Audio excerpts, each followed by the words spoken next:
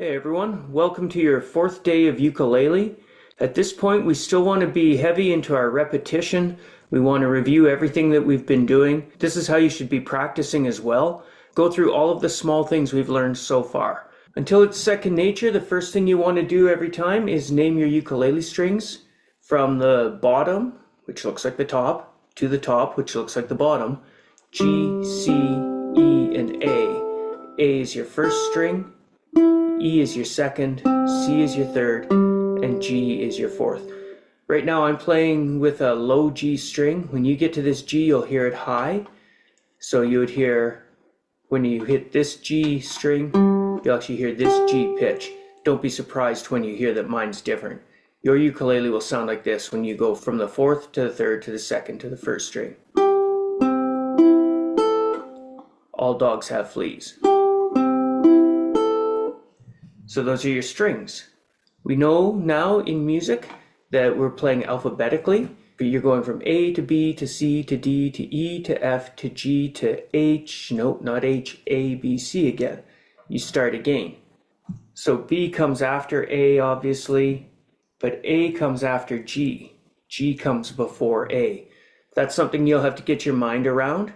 The other thing you'll have to get your mind around is the fact that your open strings are actual notes and they actually count. So on the first string here, when we play the A, that's as though we're playing the nut of the ukulele. So we have A, then second fret is B, then third fret is C. As we fret, we're moving the nut with our finger, basically. A to B to C. We're shortening the string and going higher. A lower note than A is the G, and we found that on the second string. Third fret. First fret is F, so G, then a little lower is F, and a little lower is off the string to open E. So we learned E, F, G, A, B, C, and you practice E, F, G, A, B, C, naming them. Then you go backwards. C, B, A, G, F, E. C, B, A, G, F, E. Now what's lower than E? The D note, and lower than D is a C. And we have a C string. The D note is on the second fret there. That's not a very good one, but I didn't draw that one very well sitting here. But that's C to D, open to 2, open second fret, C, D on the third string, D, C. Notice I'm saying them as I'm doing them. That's what you should be doing. You want to internalize all these notes. You can put your ukulele away and imagine the ukulele and look at the strings and the frets on them. When you play them, you can say them. You want to look at your fingers, memorize what it looks like to be there, then look away, memorize what it feels like to be there. You want to use every sense that you can when you're learning. You're trying to get as many hashtags on these as possible. You're getting lots of files for the information and lots of ways to get to that information, so your brain can record it in many different ways and then retrieve it in many different ways. This increases your familiarity with it and your access to it. So now we have C to D, and E is next. We could continue on that string, C to D to E to F to G, or conveniently we have a string for the E. So we have C to D, we go higher by switching strings to E to F to G, we go higher by switching strings to A, to B, to C. C, D, E, F, G, A, B, C. C, D, E, F, G, A, B, C. Tell yourself the notes as you go. Work your way down now. C, B, A. To get lower than A, we have to switch strings. But the open is too low. We need the third fret G, then the F, then the open E. To get lower, we switch strings. But again, open is too low. We need the D first. C, D, E, C, D, E. Now with that string, we could have done this at any time with any frets, but with that string I want to play a little ditty. Let's play the open E, then the D, then the C. You do that, E, D, C. I'll do it again now. E, D, C. And you. Now a handful of C's. Now the D's. your turn. And we return again to an EDC. You can take pictures of your screen if that works, but you should have a notebook and this should all be written out in your notebook, not even just once, over and over again. So here's what you just played. So I would play it now as I tell you the notes. I'll say them, then you play them. So do an EDC. Do it again. Open C, play 4 times. 2nd fret D, play 4 times. And then another EDC. You probably don't know what you played yet. You could play it perfectly and I could hear the song easily, but because you're thinking of the notes and trying to find them, your brain will often not allow you to hear what you're playing. So now I'll play it. Open E to 2nd fret D on the 3rd string to open C. And again. While I'm on open C, I hit it 4 times.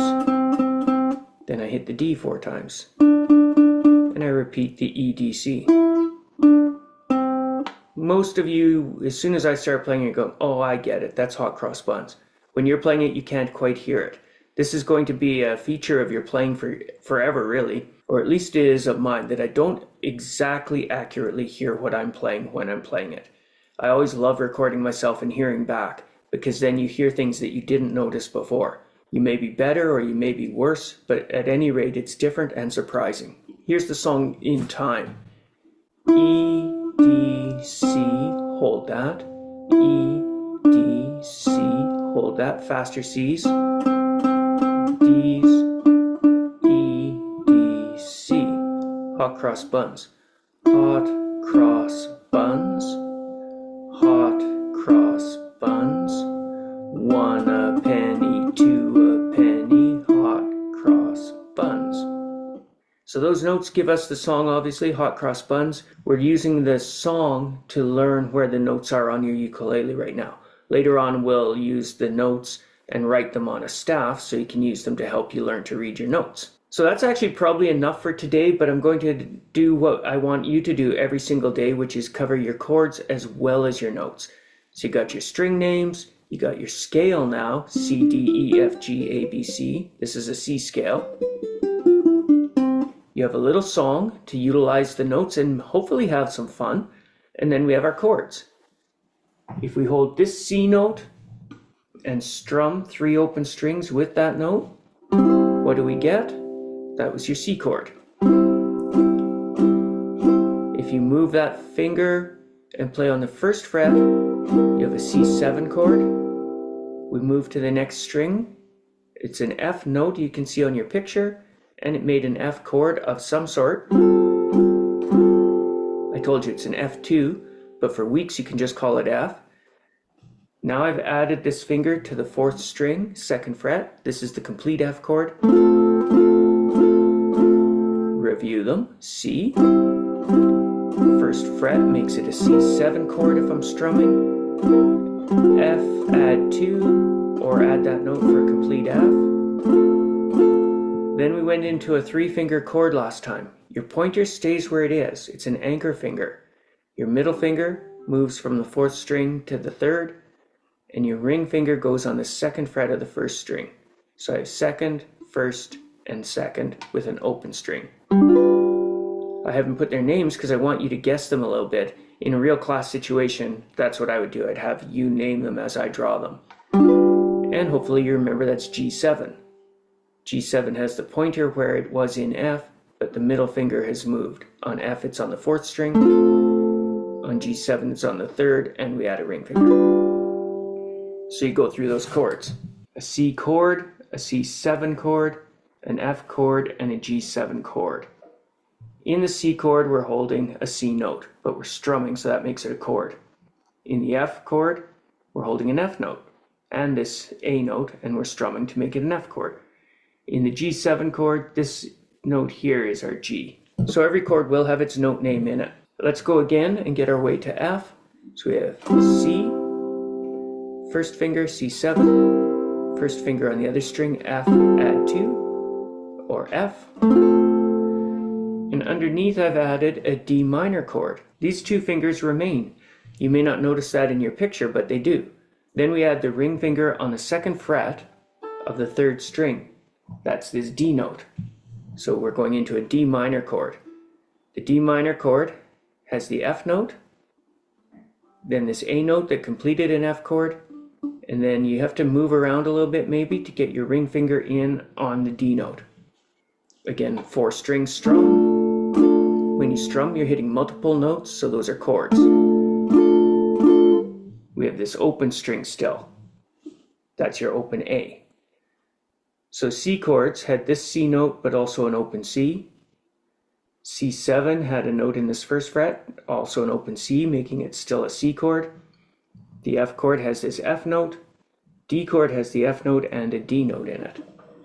Sorry, D minor, I should specify. That would still like to go to a G7. Your pointer still is going to be an anchor. These 2 fingers, which are now on the 4th and 3rd strings, separate. The ring finger goes to the 1st string, the middle finger to the 3rd. So here they're sitting together on the lowest strings. To get to a G7, you separate them and move them to the higher strings. They're separated because this pointer makes a triangle in between, and you land on C again. This is a nice little cadence, a resolution to a song. D minor, G7 to C. So I have an odd number of chords here, but let's still put them together in this order and memorize them. Continue to say their names as you listen to them. Also listen to see if you can hear qualities to them. C is major. It should be the happier type of chord. C7 has tension, which leads us to Fs. Because of the limited nature of a ukulele, you may not hear all the minor sounds on the D minor chord, but hopefully you'll hear that it's a little darker and a little sadder. Anchor into the G7, more tension. That tension is resolved when I get back to C. Did you hear that resolution? Dissonance and consonance. Tension and resolution. C, C7, F, D minor, G7, C. I've been clearing my fingers out of the way here so you can hopefully see where my fingers are. That's a little unnatural. My hand position is going to be such that I want it to be as relaxed as possible in front of the ukulele. A lot of you are sitting like this right now. There's no law against having your thumb up here. It might give you some comfort, but it will also limit you. So even if it comes up, be aware that you need freedom with it. It needs to be able to move up and down the neck, horizontally as well as vertically. And it follows the hand shape. So here I'll play more naturally. Although I'm playing this C chord, these other fingers are in front of the ukulele a bit, so they might obscure what I'm doing. But here's C, C7, I'm playing only one note there. F, 2 notes with my fingers. Turn a little bit to get my finger on the D minor. Separate them into G7 and slide back into C, G7, C, G7, C. Guide finger back and forth from G7 to C. Anchor finger from D minor to G7. Each of these should be a practice for you. D minor, G7, D minor, G7.